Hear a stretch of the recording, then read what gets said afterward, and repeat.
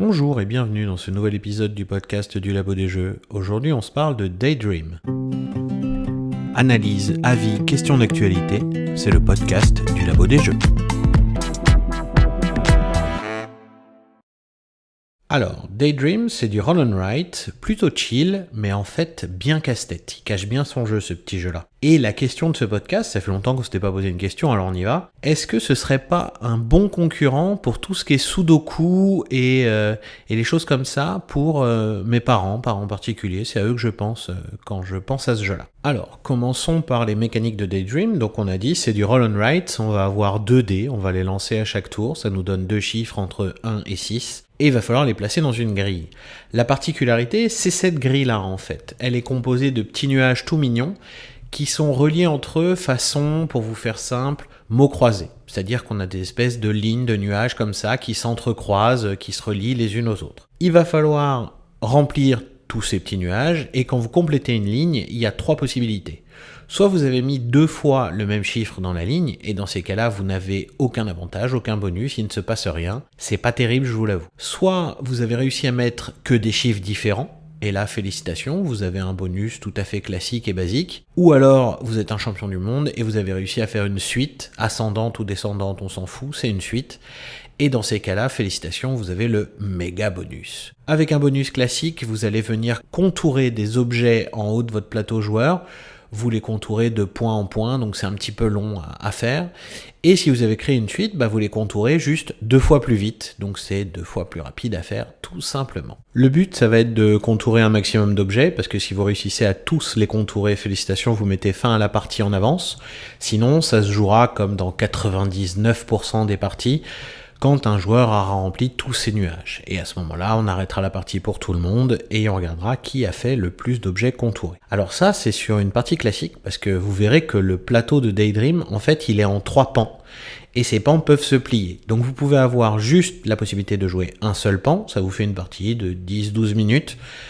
Vous pouvez mettre 2 pans côte à côte, et donc vous avez une partie d'une vingtaine de minutes, ou alors vous me faites le plateau complet, les 3 pans, et là vous partez pour une bonne grosse demi-heure de jeu. Ce qui est chouette en plus, c'est que les plateaux peuvent se plier un peu dans tous les sens, donc vous pouvez avoir au total 12 manières de scorer différentes, 12 possibilités d'ensemble de plateaux différents, ce qui est plutôt chouette. Le jeu nous invite à la jouer chill, c'est-à-dire que les graphismes de la boîte sont très cool, ça rappelle tout ce qu'est Lo-Fi, la chaîne sur YouTube, Lo-Fi Pop Radio, ce genre de choses. Ils sont très forts en plus chez Disto, chez l'éditeur, ils ont mis un QR code au fond de la boîte qui vous envoie sur une playlist de 35 minutes, comme je vous ai dit, ça fait une partie longue normalement si vous traînez pas trop. Et donc vous avez une petite musique Lo-Fi à vous mettre en fond pendant que vous jouez, c'est plutôt cool.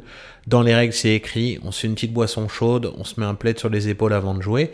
Donc on a vraiment l'impression qu'on va rentrer dans un jeu vraiment à la cool et très chill.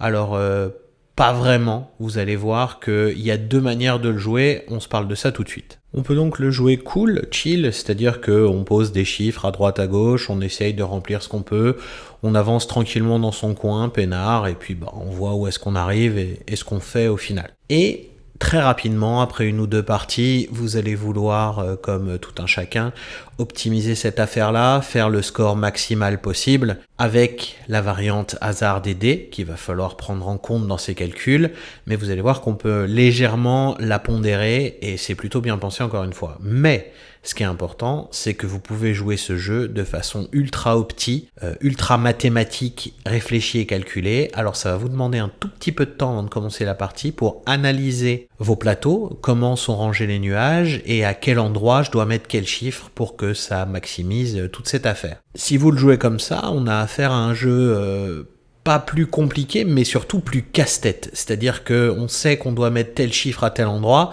il faut maintenant l'obtenir.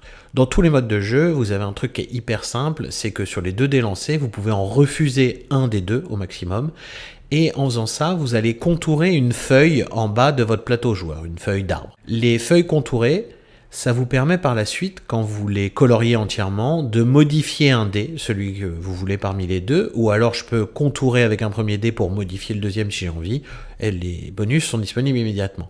Toujours est-il que je peux utiliser autant de feuilles que je veux sur un dé pour faire +1 ou -1 à la valeur du dé, pour chaque feuille utilisée. Je peux donc aller de 0 à 9 en réalité, avec mes dés qui vont de 1 à 6, en les modifiant grâce à ces feuilles-là. Et ce paramètre-là permet de pondérer au final le hasard de la sortie de mes dés, va me permettre de m'adapter à mon jeu au fur et à mesure pour essayer de maximiser ou de faire le meilleur scoring possible.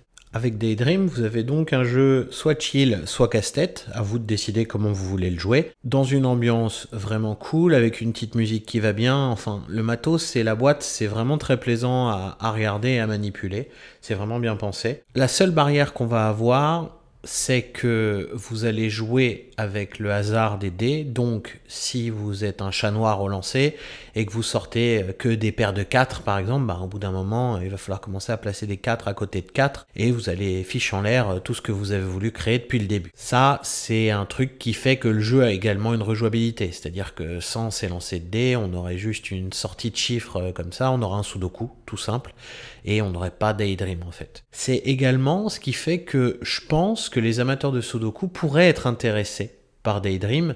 Alors, pas sur le côté casse-tête parfait que je peux réussir si j'y mets la réflexion qui convient, mais plutôt un truc qui change un peu, qui me sort de mes sentiers battus et connus de mes sudoku et de mes jeux dans ce genre-là que je fais sur un coin de journal, pour avoir un jeu un peu plus random, mais qui est vraiment agréable et surtout qui est super rewardant quand j'ai réussi à faire ce que je voulais et à faire un score parfait. Alors là, on est vraiment content de ce qu'on a réussi à faire. Il y a un autre léger point négatif, c'est que comme quasiment tous les roll and write, vous jouez solo de votre côté. La seule interaction que vous avez avec les autres joueurs, c'est que quelqu'un peut mettre fin à la partie avant vous, tout simplement parce que vous avez colorié trop de feuilles et que lui, il a rempli ses nuages, ou alors il a super bien joué et il est arrivé au bout des objets, alors que vous, il vous restait encore de l'espace pour jouer. Là, ça peut devenir assez frustrant parce que vous n'aviez pas prévu au final que quelqu'un vous coupe la partie, tout simplement parce que quand on joue à Daydream, on joue vraiment un peu dans son coin quand même. Il faut demander, quand vous voyez qu'il vous reste 5 ou 6 trous sur votre grille, il faut demander aux autres où est-ce qu'ils en sont, pour anticiper cette fin de partie et pour ne pas trop la subir, on va dire. Au final, ça fait longtemps qu'on n'avait pas eu un nouveau roll and write, et donc là, en plus, il a une ambiance qui est vraiment cool. Moi, j'aime bien le jouer de temps en temps, c'est quand même assez agréable, et puis ce qui est bien, c'est qu'on peut faire 1 panneau, 2 panneaux pour des parties plutôt courtes, et on peut carrément aller à 3 panneaux pour une partie beaucoup plus longue. Alors, ce que je vous ai pas dit, c'est qu'avec ce système de panneaux, vous avez toujours le principe de contourner des objets, mais vous avez surtout plein de scoring additionnels qui vont arriver par la suite. Donc en fait, vous avez 12 parties différentes possibles à jouer. Et après, le hasard des dés fera que chaque partie sera différente de la précédente en plus. Non, on a vraiment un bon jeu avec ce Daydream. Moi, je dois avouer que je suis charmé. C'est un roll and write, donc c'est-à-dire qu'on n'est pas sur le jeu de l'année, on n'est pas sur un truc exceptionnel, mais il fait vraiment bien le boulot. Et surtout, on passe un bon moment pendant qu'on y joue, ça c'est toujours cool. Voilà, écoutez, j'espère que je vous ai donné au moins envie de l'essayer, parce que c'est, je pense, un jeu à essayer. Si vous êtes amateur de lancer de dés et de remplir des grilles, ou alors amateur de sudoku et que vous voulez aller voir un peu plus loin dans les jeux de société modernes, c'est vraiment un jeu à mettre de côté et à regarder de près. C'est tout pour moi, je vous dis à très vite et à bientôt pour un nouvel épisode du podcast du Labo des Jeux. Vous pouvez également nous soutenir grâce à notre Ko-fi, dont on vous met le lien en description. Merci.